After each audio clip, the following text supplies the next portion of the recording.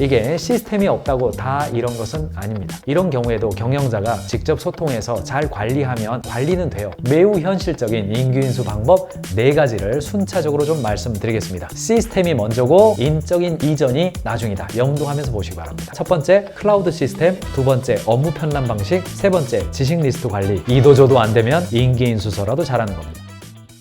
퇴사한 회사, 계속 신입사원 퇴사한다고 전화가 와요. 무슨 이야기냐? 이제 인계인수 해준 사람 입장이에요. 나 퇴사했어요. 나 6월에 퇴사했어요. 2년 5개월 했어요. 그래서 인계인수 해줬어요. 그런데 그 다음에 그 다음에 신입사원이 퇴사했어요. 또 전화와. 대답해줬죠. 또 퇴사했어요. 또 전화와. 이런 일이 상당히 많이 있습니다. 상당히 많이 존재하죠. 그러니까 인계인수를 해주고 있는 사람이나 인계인수를 받고 있는 사람이나 그 모습을 바라보고 있는 경영자나 담당자가 바뀌는 일은 굉장히 고통스러운 일이죠. 이직하면서 가장 비매너가 뭐냐? 미흡한 인계인수예요. 이게 1번입니다. 2번이 갑작스러운 퇴사 통보예요. 불성실한 업무 태도, 근태관리 불량, 회사 기밀사항 유출, 이런 것들이 이직할 때 나타나는 문제란 말이죠. 그런데 회사 기밀 빼고 근태관리 불량하고 불성실하게 업무하고 갑작스럽게 퇴사하고, 그것보다도 인계인수 안 해주는 게 제일 열받는다는 거예요. 이게 시스템이 없다고 다 이런 것은 아닙니다. 이런 경우에도 경영자가 직접 소통해서 잘 관리하면 관리는 돼요. 우리 회사 인계인수 시스템이 없어요 라고만 하지 마시고 경영자가 인계인수를 관리하면 관리는 됩니다. 자, 지금부터 제가 매우 현실적인 인규인수 방법 4가지를 순차적으로 좀 말씀드리겠습니다. 시스템이 먼저고 인적인 이전이 나중이다. 염두하면서 보시기 바랍니다. 시스템 이야기부터 해보죠. 제가 4가지로 이야기할 겁니다. 첫 번째, 클라우드 시스템. 두 번째, 업무 편람 방식. 세 번째, 지식 리스트 관리. 이도저도 안 되면 인기인수서라도 잘하는 겁니다. 위쪽으로 갈수록 시스템이 강하는 겁니다. 아래쪽으로 갈수록 인적인 소통이 많은 거예요. 가능한 클라우드 시스템화 되어지는 게 제일 좋아요. 첫 번째 이야기하죠. 업무 클라우드 시스템이에요. 저와 여러분들이 경영자라고 한다면 우리 구성원들이 일하는 모든 것들이 기록으로 남고, 그 기록으로 남을 것이 아니라 발굴, 공유, 확산, 마치 논문 시스템처럼 다 온라인상에 저장이 되어서 누가 어떤 일을 오늘 첫날부터 딱 하더라도 기존의 선배들이 해왔던 모든 업무의 레거시와 그런 어떤 거인의 어깨 위에서 일을 할 수 있도록 하면 참 좋겠네? 출근했더니 오늘이 너의 마지막 근무야. 신의 직장 해고 방식. 눈물 흘리면서 이렇게 하죠. You don't have access. 못 들어가죠. 출근 못 들어가. 네, 일을 해야 되는데 들어가요. 왜? 뭘 들어가요? 업무 클라우드에 들어가야 되죠. 일을 할 때 내가 하고 있는 모든 일은 내 개인의 저장이 하나도 없는 거예요. 출근하고 퇴근할 때 회사에서 하는 일에 관련된 어떤 디바이스와 저장 장치와 이런 것들을 가지고 있지 않아요. 왜요? 퍼블릭 클라우드가 있어요. 퍼블릭 클라우드에 들어가서 일하는 겁니다. 개발자다, 코딩을 한다. 내 컴퓨터가 아니죠. 회사 서버에 들어가서 코딩을 해야죠. 그리고 내가 코딩 끝나면 인도에, 하이드라바드에 있는 개발자가 그거 받아서 그대로 또 하는 거죠. 하이드라바드 개발자가 퇴근하면 샌프란시스코, 실리콘밸리에 있는 개발자가 또 그거 받아서 하는 거죠. 그리고 개인만 들어갈 수 있는 프라이빗 클라우드도 있어요. 공공의 영역에서 일하는 것도 있지만 개인이 내 상사와 대화한 이야기, 개인이 결제한 이야기, 휴가 갈 때 휴가 업무에 관련된 이야기, 그것은 프라이빗 클라우드가 또 있어요. 그래서 모든 사용자가 사용하는 클라우드와 인가된 사용자가 사용하는 클라우드가 나뉘어져 있어가지고 그 방식으로 이미 일하고 있는 겁니다. 클라우드 방식으로 일하는 것은 지금까지는 책상 앞에 와가지고 일을 했는데 앞으로는 어때요? 1인 노트북만 있으면 집이나 회의실이나 출장 중이나 워케이션이 어떻다, 재택근무가 어떻다, 원격 근무가 어떻다, 다양한 이야기를 하지만 진정한 클라우드 방식의 일하는 것은 유비쿼터스 방식의 일하는 것은 어때요? 업무 클라우드죠. 업무 클라우드가 다 있고 이 안에서 회사 업무가 다 진행되면서 개인은 거기에 접속해서 일하는 형태가 되는 거예요. 그러니까 개인이 오늘 아침에 야, 너네 업무가 이제 없어졌어. 이제는 너의 잡이 회사에서는 필요하지 않아. 해도 전혀 문제가 없는 상태가 돼요. 한국도 어때요? 협업 툴들이 굉장히 많이 나오고 있습니다. 네이버도 협업 툴 출시해 있고 카카오도 협업 툴 출시해 있고 저희는 플로우를 쓰고 있습니다. 플로우가 OKR로 일하는 방식에 있어서는 굉장히 효과적인 게 있어서 저희도 쓰고 있죠. 이런 방식으로 클라우드형 통합 협업 플랫폼이 나와 있습니다. 지금까지는 이 네이버나 카카오나 플로우조차도 마이크로소프트사의 일하는 방식 이것들과 연동이 좀 약합니다. 다 약해요. 미래의 어느 순간이 되면 네이버나 플로우나 혹은 카카오나 이런 곳들이 더 이상 외부에 있는 파일을 만들지 않고 이 안에서 클라우드 방식으로 모든 업무가 다 진행되도록 하는 미래의 어느 순간에는 언더백 기업들과 스타트업들도요 다 온라인상에서 모든 저장이 일어나게끔 바뀔 게 거의 분명합니다. 그래서 일을 한다 하더라도 그룹웨어, 메일, 메신저, 화상회의, 오피스, 캘린더, 노트, 저장소 이런 모든 공간이 클라우드형 통합 서비스로 통합이 됩니다.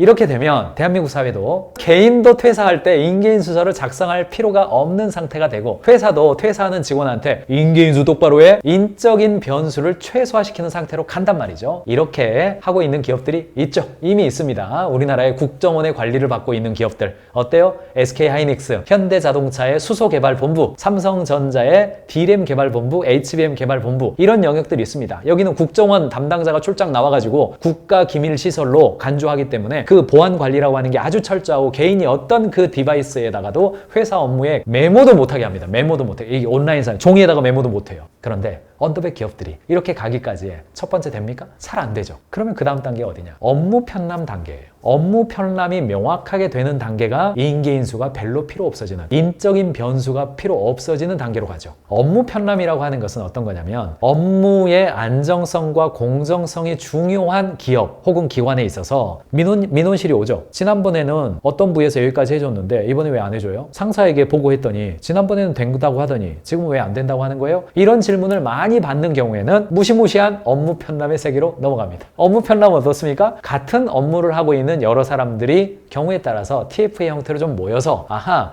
영업부 일을 할 때는 이런 방식으로 합시다. 아하 생산부는 이런 방식으로 합시다. 형태로 업무의 매뉴얼의 형태이죠. 업무 규정이라는 단어와 업무 편람이라는 단어는 좀 다릅니다. 업무의 규정은 업무를 처리하는 방식을 이야기하는 거고 업무 편람은 그 내용으로 들어가서 어떻게 해라 라는 하나의 내용을 이야기하는 겁니다. 실험으로 이야기하자면 업무 규정은 실험실을 관리하는 방식이 업무 규정이라면 업무 편람 뭐예요? 실험하는 실제 그 내용에 관한 이야기. 이런 게 이제 업무 편람입니다. 학교에서도 업무 편람 많이 만들죠. 공무원들 업무 편람 계속 업데이트합니다. 경우에 따라서 징계하는 사람들을 위한 업무 편람도 만들어요. 방금 말씀드린 것처럼 회사 규정집을 관리하는 거랑 업무 편람을 운영하는 거랑 다른 이야기입니다. 규정집은 경영지원실에서 만드는 게 규정집이에요. 이런 게 규정입니다. 경영지원집. 근데 업무 편람은 뭐예요? 모든 부서가 자기 업무를 처리하는 노하우, 기준, 그리고 어떤 방식 이런 것들을 정리하는 게 업무 편람입니다. 그래서 회사 규정이 있는데요? 그거 아니에요. 규정 만든다고 해서 업무 인계인수가 쉬워지냐? 그렇지가 않습니다. 규정은요. 인사팀에서, 지원실에서, 기획실에서, 재무팀에서 만드는 겁니다. 이렇게 비유하면 좋겠네요. 재무팀은 두 개 다 만들어야 되는 겁니다. 재무팀은 직원들이 돈을 어떻게 관리하고 비용을 어떻게 처리해야 될지 안내하는 회사 재무 규정을 만드시면 되고 동시에 재무팀 구성원들이 어떻게 일해야 될지에 대한 재무 업무 편람도 만들어야 되죠. 이제 이해가 되시죠? 그렇게 업무 편람을 업데이트해 가면서 2023년 2024년 업데이트해 가면서 관리해 가신다 시스템입니다. 우리는 온라인 클라우드 없어요. 시스템 클라우드 없고 정보의 아카이빙도 없어요. 그러면 쪼가리로 뭐 업무 처리를 하다 어떤 일이 생겼어요. 그러면 이거는 이런 방식으로 하면 된다. 정리해 놓으면 됩니다. 어떤 일이 생겼어요. 이런 방식으로 된다. 나중에 그거 한꺼번에 모으고 잘못된 것도 있으니까 수정하면서 업데이트하면서 관리하면 돼요. 그런데 여기까지 말씀을 드려도 우리 회사 그렇게 못할 것 같은데 이런 느낌 많이 드시죠? 언제 규정집 만들고 편람집 이렇게 업데이트 합니까? 공무원도 아니고 어렵죠. 그러면 그 다음 단계로 오세요. 지금부터는 아주 현실적일 겁니다. 실제로 스타트업과 언더백 기업들이 업무 아카이빙, 온라인 클라우드 방식으로 일을 하거나 업무 편람 만든다는 거 쉽지 않습니다. 많이 바뀌기도 하고 만들어봤자 고객을 중심적으로 봤을 때 규정도 달라지고 그렇죠. 공무원이 아니죠. 은행이 아니죠. 그러면 지식 리스트예요. 이때부터는 지식이라는 단어가 사용돼요. 지식이란 말 이전에 뭐가 있냐? 매뉴얼이 있어요. 매뉴얼이란 말 이전에 기록이 있어요. 그래서 지식은 기록도 아니고 매뉴얼도 아니에요. 지식은 지식입니다. 무슨 말이냐면 매뉴얼은 이대로 해라 라는 기준값이에요. 근데 지식은 이렇게 하니까 좋더라 라는 사례예요. 매뉴얼은 기준과 규정입니다. 지식은 사례예요. 이런 방식으로 처리하니까 좋더라 라는 사례예요. 그러니까 지식은 기록과도 다릅니다. 기준과도 달라요. 매뉴얼도 아니에요. 그러니까 훨씬 쉽습니다. 왜요? 내가 이렇게 해보니까 좋더라를 기록하는 것은 이렇게 당장 해야 돼 라는 기준값을 제시하는 것보다 누구나 할 수 있는 게 되기 때문에 그렇습니다. 후임자가 기록을 봤을 때에 이렇게 하니까 좋더라. 내가 그렇게 따라 할 수도 있고 내가 현장에서 고객을 만나보니까 이게 더 좋던데 업데이트 할 수도 있고 그것이 계속해서 업데이트되는 그런 과정이에요. 인계인수의 핵심은요. 기록의 전승이 아닙니다. 지식의 전수예요. 이 포인트를 잘 보셔야 됩니다. 경영자가 업무 편람이라든가 대기업들의 인계인수 방식을 바라보면서 직원들에게 기록을 잘하고 업무 기록이 잘 넘어가야 돼 라는 이미지로 말을 하면요. 실제로 그거 되지도 않을 뿐 아니라 현실적이지도 않아요. 그러니까 인계인수가 공동화되는 겁니다. 사인은 했는데 실제로는 아무것도 안 한 것과 똑같아. 일하다 보면 자꾸 전화해야 돼. 뭐예요? 경영자가 관점을 가져야 될 포인트는 뭡니까? 지식의 전수입니다. 전임자의 지식과 노하우가 후임자에게 전수되는 방식으로 가야 된다는 겁니다. 그러므로 언더백 기업에서는 제가 지식뱅크 반드시 만드세요. 제발 지식뱅크 좀 만드세요. 지식의 저장과 축적이 일어나면 인계인수 할 때 경우에 따라서 의도치 않게 어떤 담당자가 사고가 나거나 어떤 이유에 따라서 인계인수를 못하고 퇴사하는 일이 얼마나 많습니까? 실제로 언더백 기업에서 인계인수 제대로 하고 퇴사하는 경우 별로 없습니다. 제가 그 현실을 잘 알아요. 그러므로 이 일을 할 때, 업무를 진행을 할 때의 모든 구성원들이 자신의 업무에 대해서 지식화하면서 지식뱅크에 기록하면서 일하는 얘기였죠. 반복 업무가 간편화되죠.